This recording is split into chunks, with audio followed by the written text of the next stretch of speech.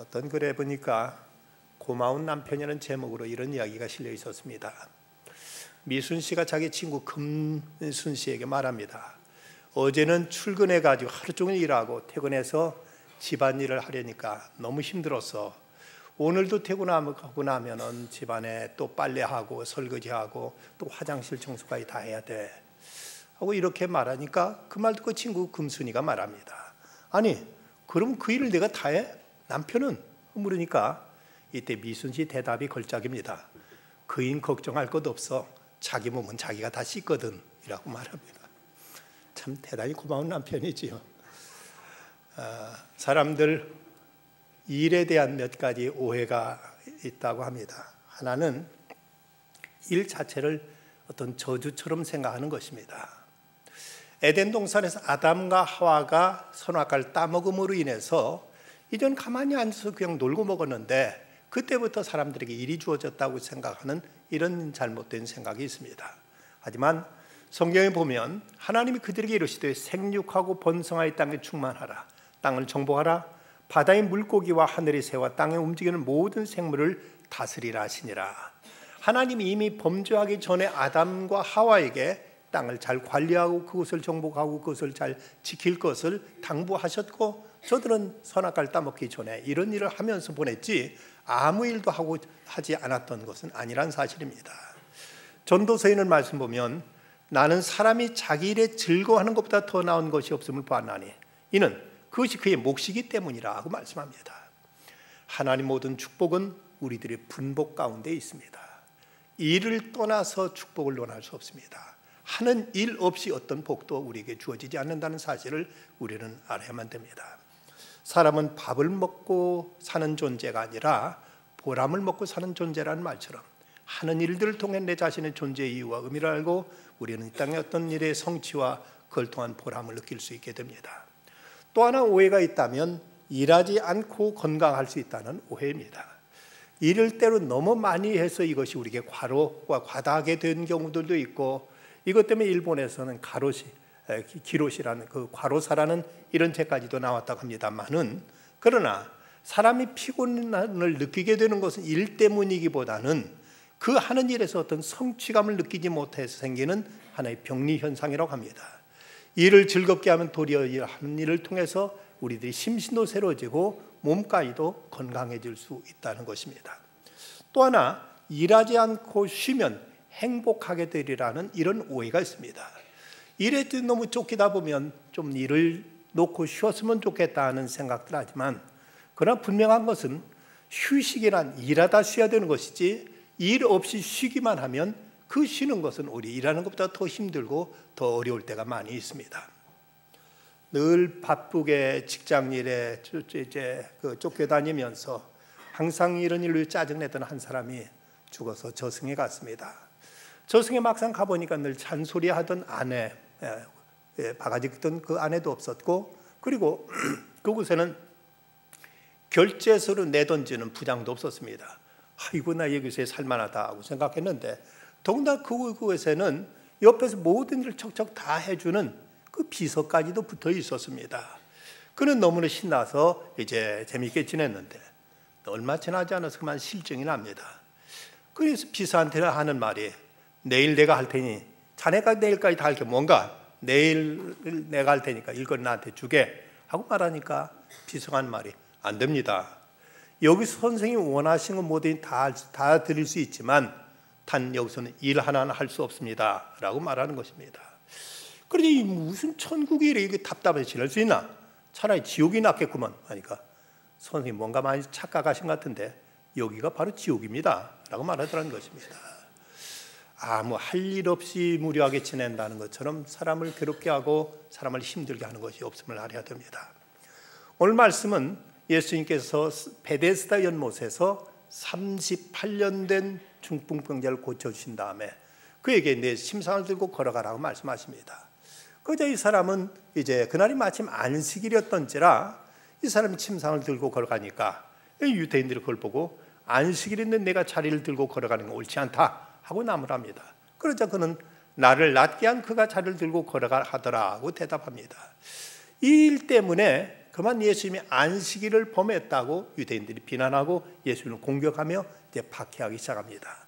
그때 예수님이 하신 말씀이 바로 내 아버지께 이때까지 일하시니 나도 일한다 하는 이 유명한 말씀을 예수님께서 오늘 본문 17절에서 말씀하십니다. 자, 여기서 예수님은 먼저 하나님을 일하시는 분으로 이렇게 소개하고 있습니다. 내 아버지께서 이때까지 일하시니, 하나님은 창조 사역을 하셨고 하나님 지금도 인류 구원을 위해서 부단히 일하고 계십니다.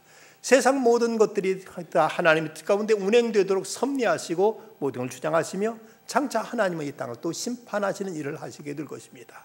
하나님이 일하시게 세상에 돌아가고 있지, 하나님이 멈추시면, 하나님 가만히 계시면 세상은 이제 모든 질서가 깨져버리고 이 세상은 완전히 혼란 속에 빠져 들어가게 되고 말 것입니다. 필로라는 철학자는 말하기를 하나님은 결코 쉬지 않으신다. 타는 것이 불의 성질이고 차가운 것이 눈의 성질인 것 같이 하나님의 소임은 일하시는 것이라고 말했습니다. 또 어떤 이는 말하기를 해는 빛을 발하고 강은 흐르고 있다. 출생과 사망의 행진은 어느 날과 다름없이 안식일에도 계속되고 있나니 하나님의 일하심이 이러하니라고 이렇게 말하기도 했습니다. 예레미야서 33장 2절에서 이를 행하시는 여호와, 그 일을 지어서 성취하시는 여호와, 그 이름을 여호와라 하는 이가 이르노라 하면서 하나님을 일하시는 분으로 이렇게 증거하고 있습니다. 이처럼 이제 하나님이 일하시는 분일 뿐만 아니라 다음으로 예수님은 당신 자신도 일하신다고 말씀하십니다. 내 아버지가 이같이 일하시니 나도 일한다. 하나님은 일하시는 분이기 때문에 예수님 당신도 일하신다는 것입니다.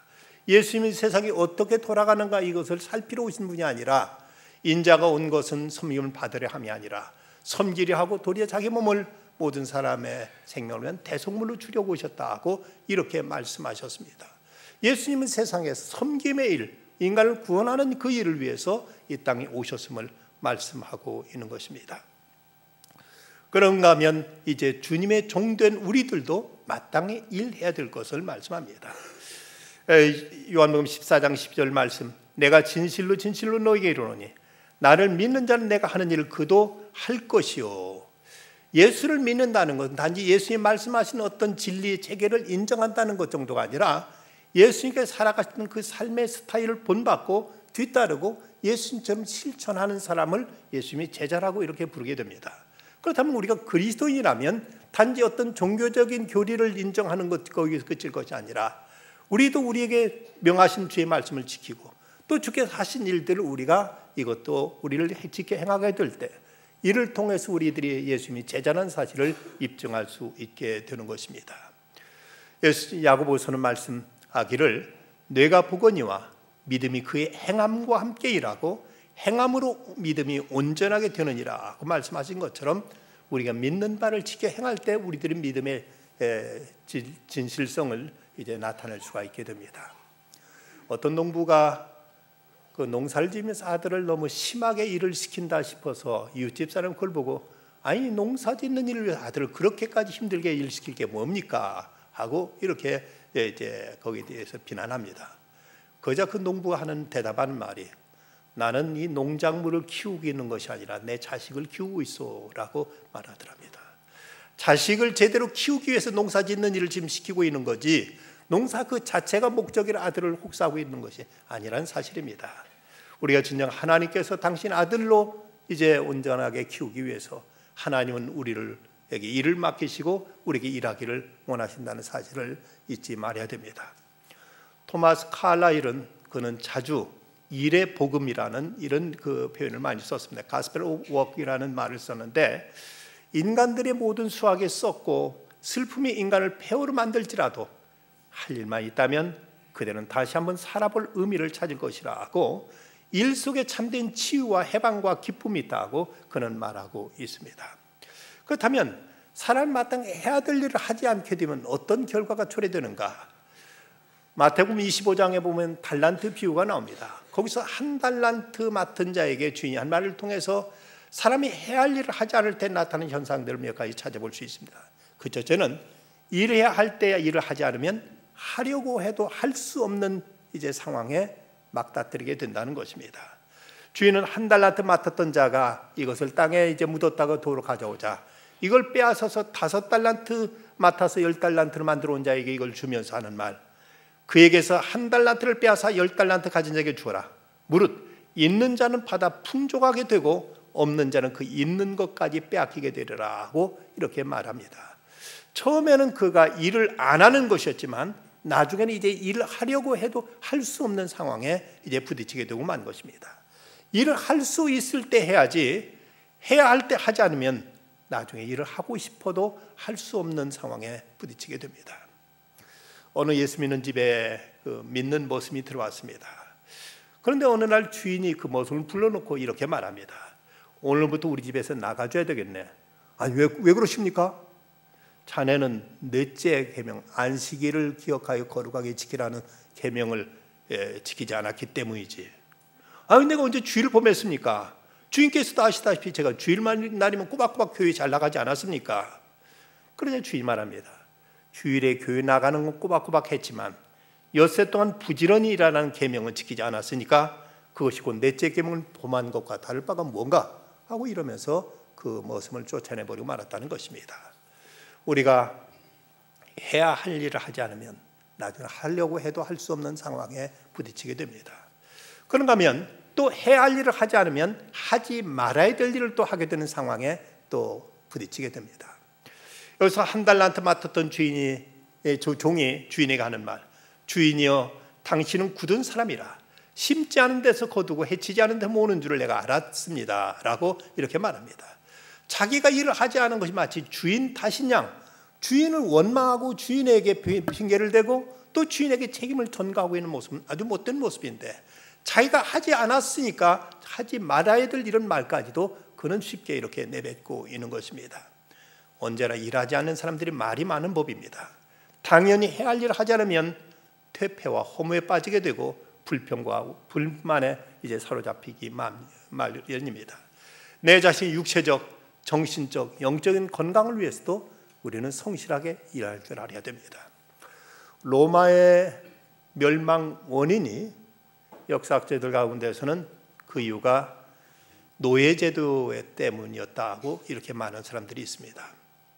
로마가 세계를 정복하면서 가는 곳마다 많은 그곳의 포로들을 끌어다가 이제 노예로 끌어다가 일을 시켰습니다. 그러다 보니까 로마에 있는 자유민들은 일을 하지 않고서 매일 빈둥빈둥 놀고 먹고 마시면서 퇴폐와 향락에 빠지게 되고 맙니다. 이것이 사회의 기강을 무너뜨리게 됐고 사람들의 정신을 좀먹게 돼서 이 때문에 이제 로마는 망하게 되었다고 이렇게 지적하고 있습니다. 사람이 해야 할 일을 하지 않으면은 이제 때로는 하지 말아야 될 일을 하는 이런 상황에 부딪힐 수가 있습니다.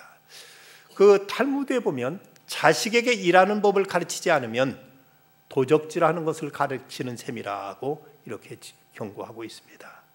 해야 할 일을 하지 않으면 이제는 나쁜 일, 못된 일을 하게 된다는 것입니다.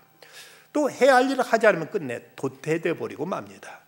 주인은 한 달란트 맡았다가 이제 가져온 자에게 그가 국악에 변명하면 주인을 탓하자 한 말, 이 무익한 종을 바깥 어두운 데 내어 쫓으라.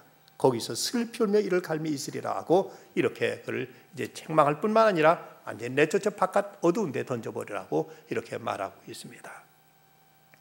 이제 그는 주인으로부터 주어진 기회를 잃어버렸을 뿐만 아니라 자신이 그곳에 존재할 가치조차도 명분조차도 그는 잃어버리고 만 것입니다. 어떤 사람이 가만히 생각하니까 우리에게 눈이 2개나 드는데 굳이 2개씩 다 이거 가지고 쳐다보면서 다닐 필요가 있나? 혹시라도 눈이 다칠지 모르니까 하나쯤은 잘 아껴뒀다가 나중에 눈 하나가 상하면 그때 쓰면 좋지 않겠는가? 그래서 하나를 아껴두겠다고 한쪽 눈을 늘 안대로 가리면서 한쪽 눈만 보고서 다녔습니다. 근데 이 사람이 염려에 띄었던 대로 한쪽 그 보던 눈이 그만 다쳐서 이 눈이 시력을 잃고 말았습니다. 네, 이럴 줄 알았지. 이때를 왜 내가 준비해놨지 하면서 가렸던 눈의 안대를 벗기고 보니까 이게 웬일입니까? 이미 그 눈은 그동안 쓰지 않은 시력을 잃어버리고 말았다는 것입니다. 소위 용불용설이라는 말처럼 써야 될 것 쓰지 않으면 그것은 어느새 사라져버리고 그 기능을 망실해버리고 만다는 것을 우리는 알아야 됩니다. 그렇다면 우리가 어떤 일을 해야 되는가? 우리가 해야 될 일은 무엇인가? 그 첫째는 우리가 육신의 양식을 위해서 우리는 힘써 일해야만 됩니다. 내가 내 밥 먹지 못하면 남의 밥을 먹을 수밖에 없는 법입니다. 사도 바울은 누구든지 일하기 싫거든 먹지도 말게 하라고 했고, 또 너희에게 명한 것 같이 조용히 자기 일을 하고 또 이 손으로 일하기를 힘쓰라고 이렇게 말씀하고 있습니다. 예수님은 30세가 되기까지 육신의 부모인 요셉의 그 목공소에서 아주 열심히 성실하게 일하셨습니다. 하나님께서 불러서 일꾼으로 쓰신 사람들을 보면 누구든지 나름대로 자기 일터에서 성실하게 열심히 부지런히 일하던 사람 불러내서 하나님 일을 맡기셨지, 아무 일도 하지 않고 빈둥빈둥 놀고 있는 사람들에게 너 할 일 없으면 그럼 이 일이나 한번 해봐라 하고 이렇게 불러다 쓰신 적을 성경 어디에서 찾아볼 수가 없습니다. 모세나 아모스는 열심히 양을 치고 있을 때 부르심 받았습니다. 기드온은 밀을 타작하다가 부르심 받았고, 엘리사는 소 12마리를 가지고 밭을 갈다가, 느헤미야는 왕의 심부름으로 땀 흘려 뛰고 다니다가 그때 하나님의 소명을 받게 됩니다.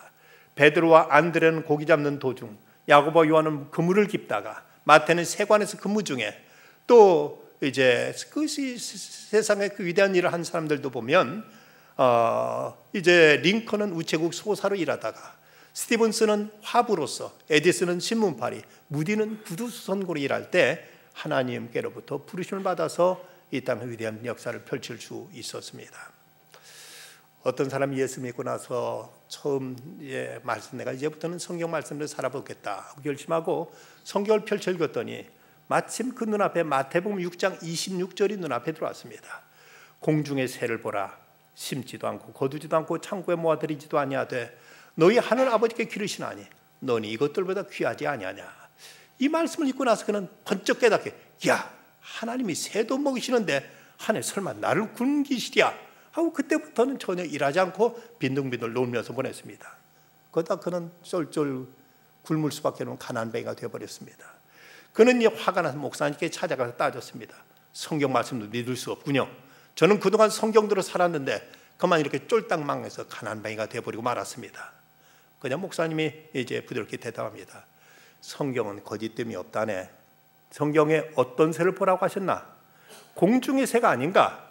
그런데 자네는 먹을 것을 얻으려고 날아다니는 그 공중의 새는 보지 않고 나뭇가에 가만히 앉아서 잠자는 새들만 봤기 때문이지, 그래서 가난하게 된 거야 라고 이렇게 말씀하셨다는 겁니다. 공중 나는 새들은 부지런히 어디에 먹을 것이 있는가 그걸 찾아서 열심히 날아다니고 있는 거지, 그냥 유유자적 하늘을 그냥 이제 뭐 소풍 삼아서 날아다니는 것이 아닙니다. 공중 나는 새, 열심히 일하는 그 새를 하나님이 돌보신다 말씀하시는 거지, 아무 일도 하지 않는 사람을 하나님이 먹을 것 책임준다고 이렇게 말씀하신 것이 아니라는 사실을 알아야 될 것입니다. 그런가 하면 우리는 내 자신만 위해서가 아니라 이웃을 위해서도 사회를 위해서도 일하고 봉사할 줄도 알아야 됩니다.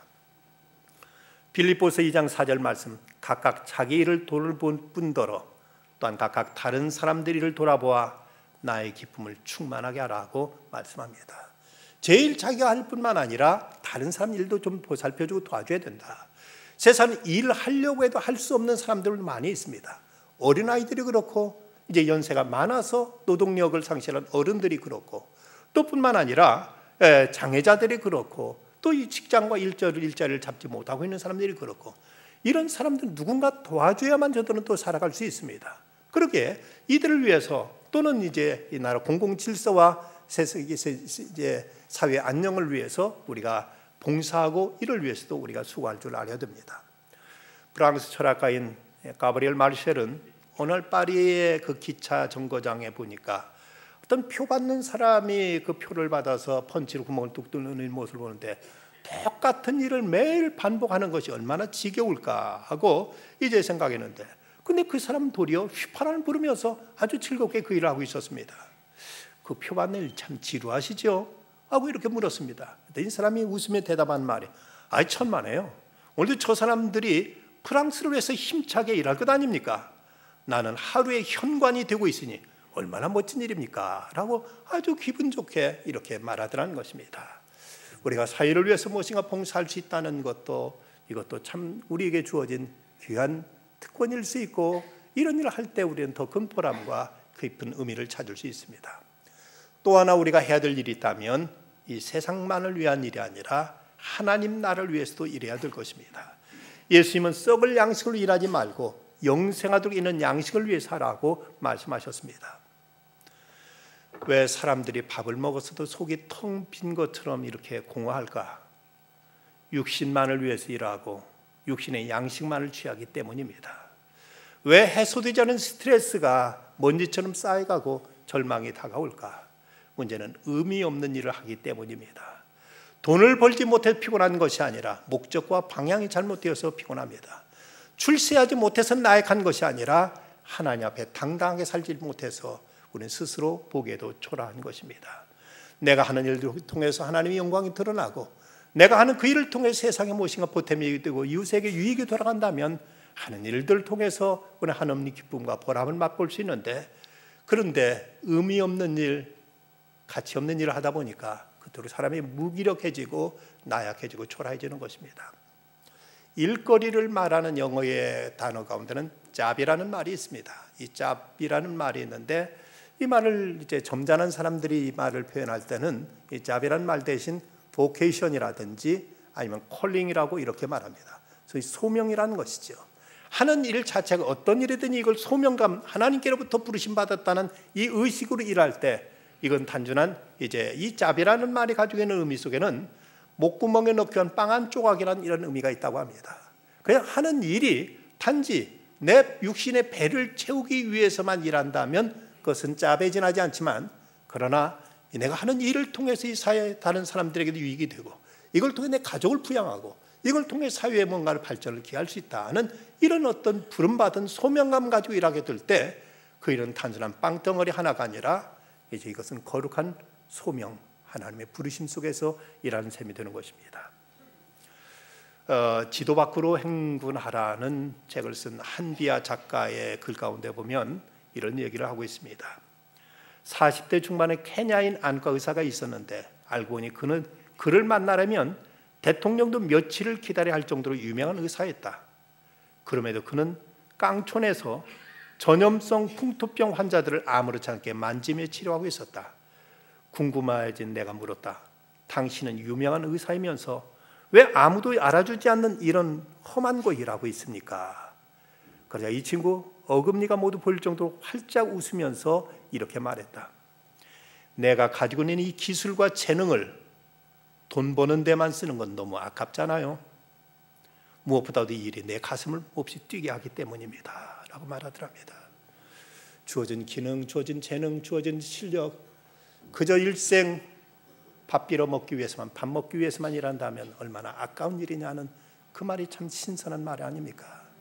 돈 벌기 위해서만 한다면 얼마나 이것이 의미 없는 일인가. 이걸 통해서 하나님의 영광을 드러내고 이 사회를 아름답게 하는 데 쓰여진다면 그 일을 할 때 나는 가슴이 뛴다고 그런 이런 대답을 했습니다. 사도 바울은 에베소 3장 7절에 이런 말을 합니다. 하나님의 은혜의 선물을 따라 내가 일꾼이 되었노라. 하나님의 은혜의 선물을 따라 내가 일꾼이 되었노라. 일꾼 된 것은 하나님의 은혜의 선물, 즉 은사라고 그는 이렇게 표현하고 있습니다. 그렇습니다. 우리가 일하는 것 하나님의 선물입니다. 내 직업도 직장도 일터도 소명감 가지고 일할 수만 있다면 모두가 하나님이 주시는 거룩한 선물임을 우리는 잊지 말아야 될 것입니다.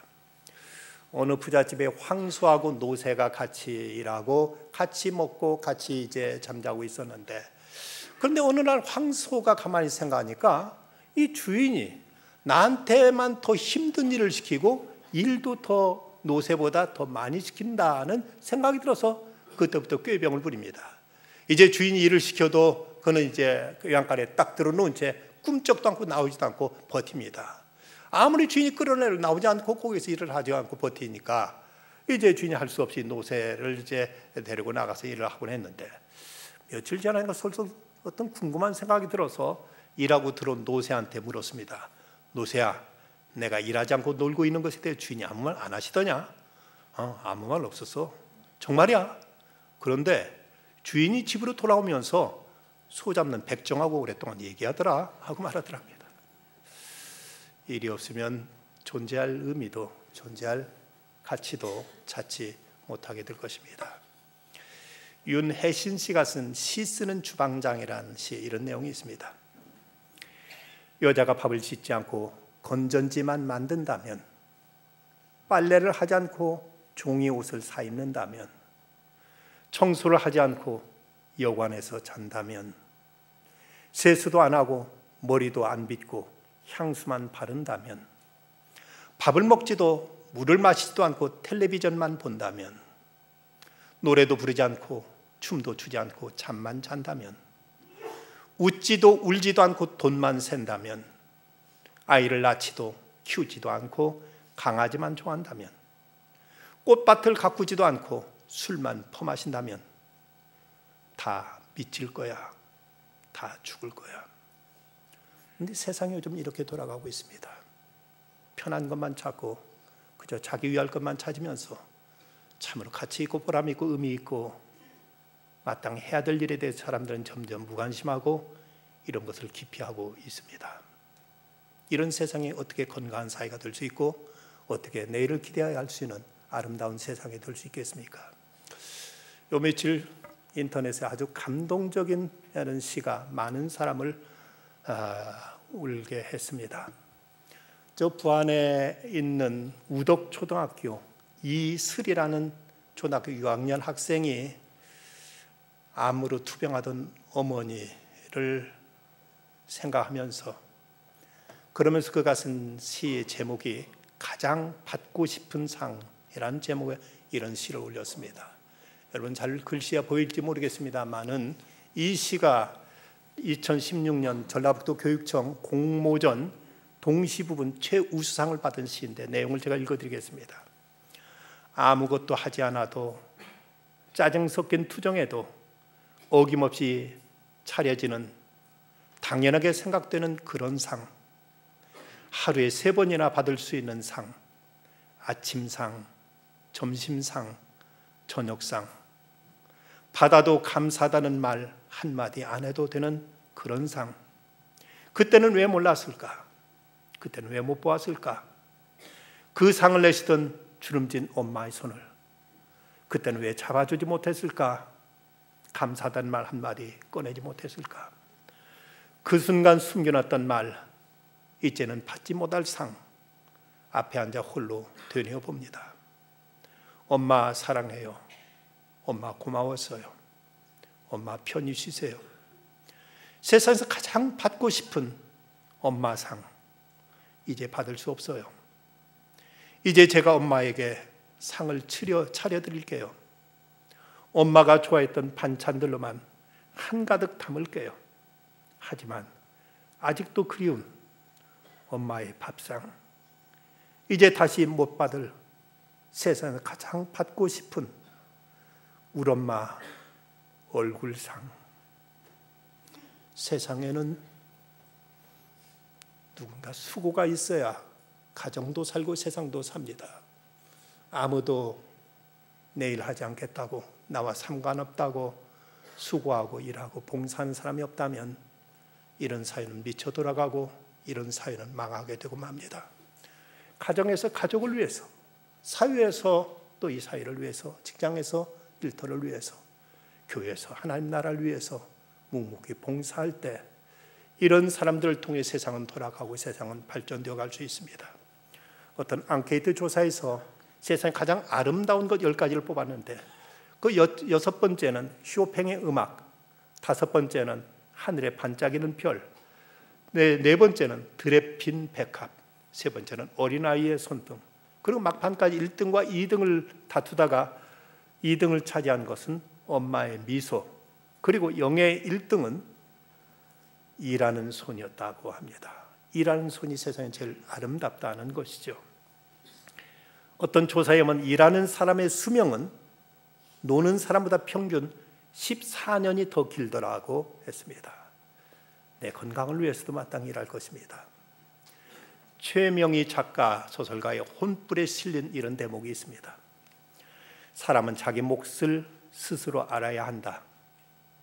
한 섬지기 농사 짓는 사람은 근면하게 일하고 전략해서 자기 가솔 굶기지 않으면 된다.